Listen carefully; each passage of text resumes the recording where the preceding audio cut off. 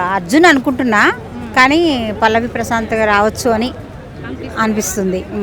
శివాజీ గారి గేమ్ ఎలా అనిపించింది? శివాజీ గారు ఏంటంటే మాటలతోటి మంచితనంగా పోతున్నారు తప్ప గేమ్ పరంగా తక్కువనే అనిపిస్తుంది. తను చెయ్యి ప్రాబ్లం ఒకటి ఉంది తనకి. ఆ చేతి ప్రాబ్లం వల్ల ఏదైనా గేమ్లలో స్పీడ్గా పార్టిసిపేట్ చేయలేకపోతున్నారు ఆయన.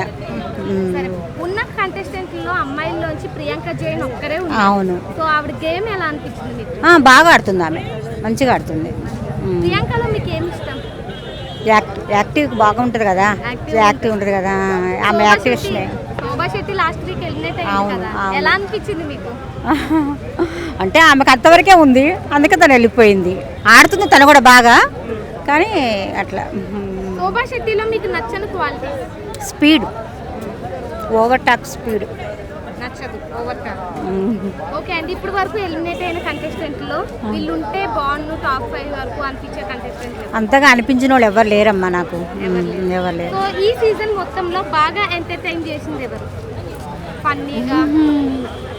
ఫన్నీగా అంటే యావర్. సో తెలుగు రాకుండా ఇన్ని వారాలు యావర్ హౌస్లో ఉంటారనుకున్నారా? అనుకున్నాను, టాప్ 5 వరకు వస్తాడని గ్యారంటీ అనుకున్నా.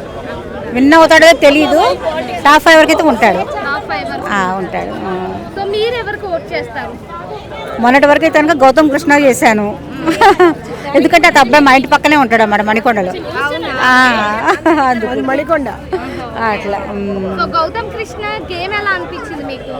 బాగానే ఆడతాడు తను కూడా.